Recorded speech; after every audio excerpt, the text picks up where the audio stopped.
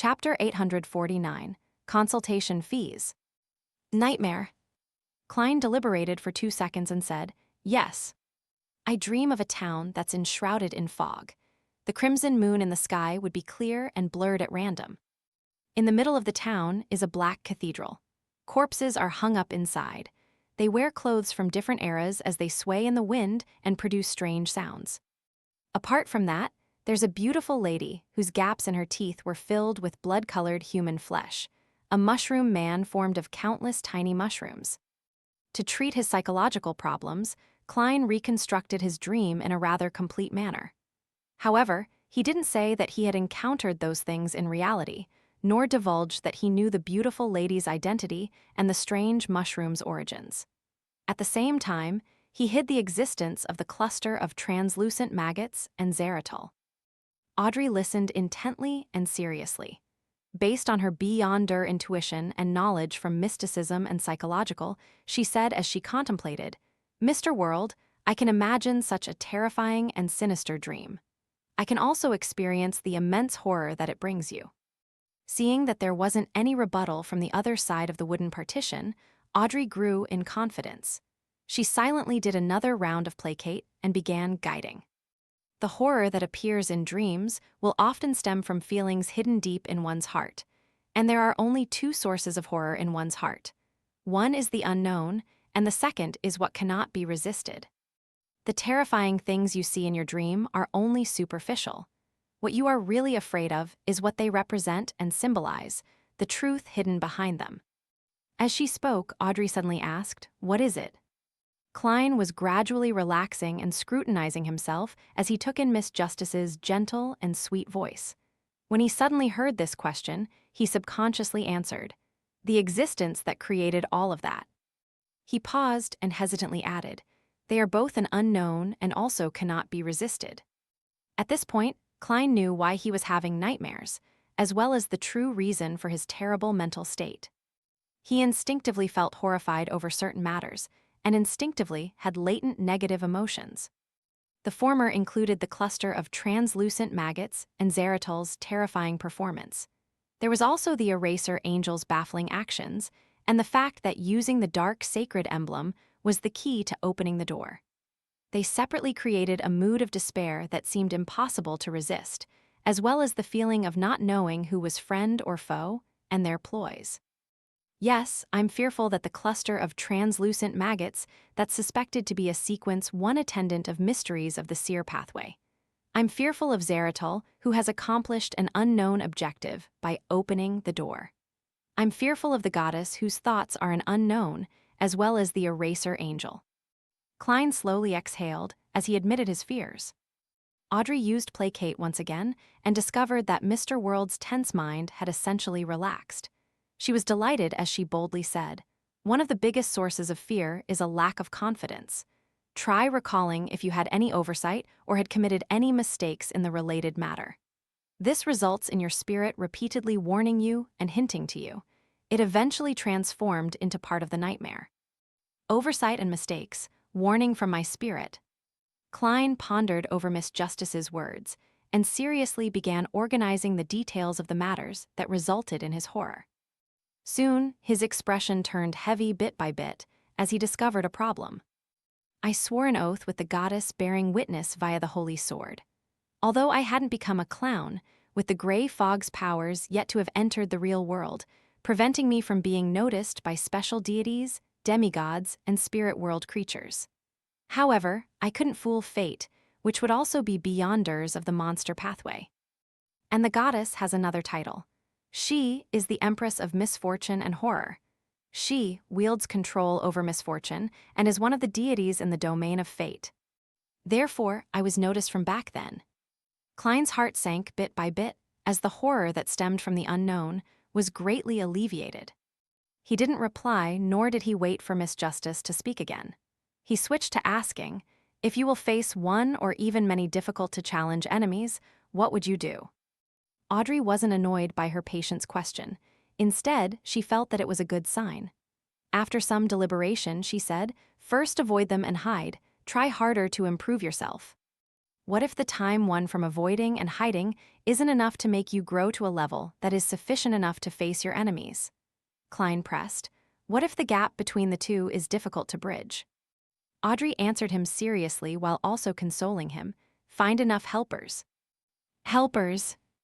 Names suddenly flashed across Klein's mind as his heart felt a lot more settled. He then continued asking, what if the enemies cannot be resisted even with helpers? What if there are helpers who are plotting something that might be beneficial to you, but they might also bring you harm? Audrey drew a blank, and after a few seconds of thought, she replied, you can pray to a deity. She nearly said to the world, you can seek Mr. Fool's help. And from the question and answer session, Audrey was able to confirm a matter. The mental problems that Mr. World was suffering stemmed from powerful and terrifying enemies, but there was a worry that, at a deeper level, the helpers had unknown stances. Pray to a deity. Klein didn't dare to directly say, what if deities couldn't resolve it because the thoughts of deities are even harder to fathom? After all, this was the fool's kingdom, and he was a blessed. He organized his words and said, deities can only provide help in certain areas, and what if that isn't enough? Audrey originally wanted to say that there was always a way and that good was bound to defeat evil, but she couldn't convince herself of it.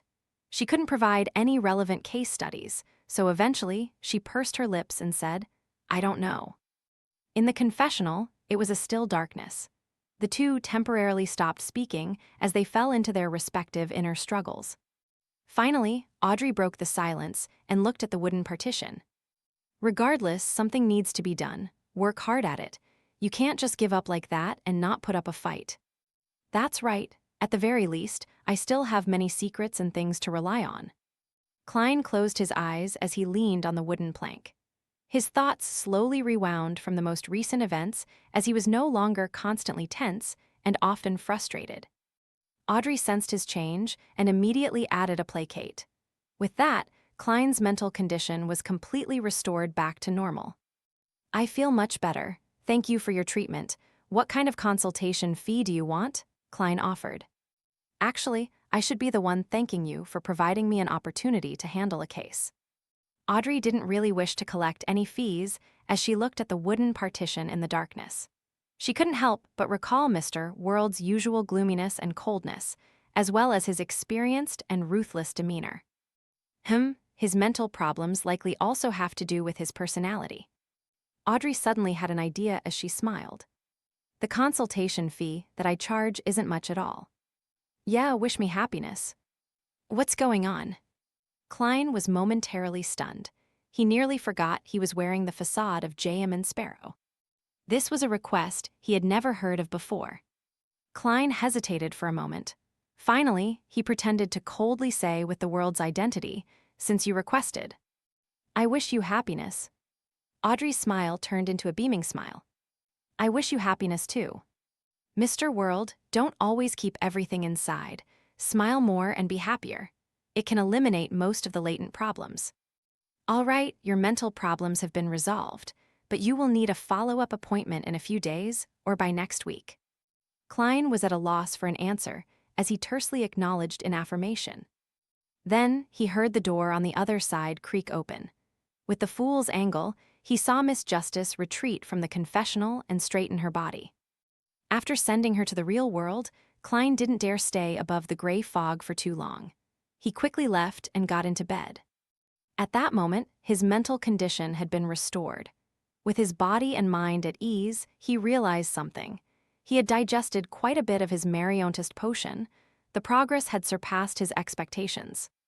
This is because I relied on my marionette to fool a demigod, Panatia, and orchestrated her and Mr. A to complete my planned outperformance at the foggy town.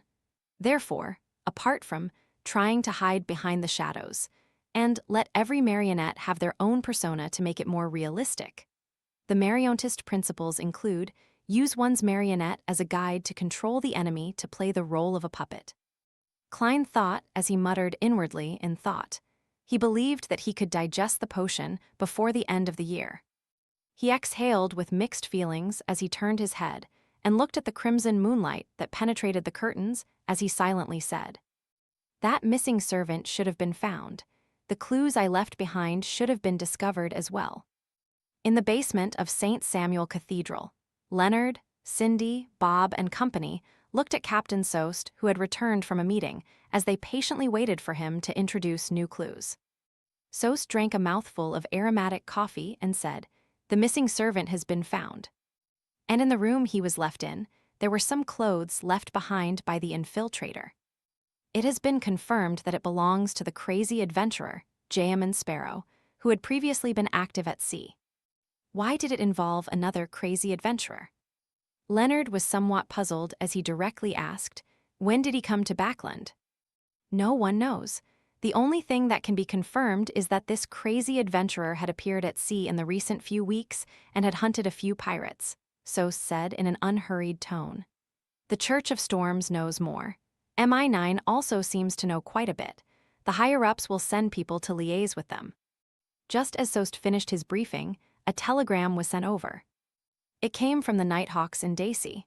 The content, which was decoded, read, "Dwayne Dance's present identity is fake.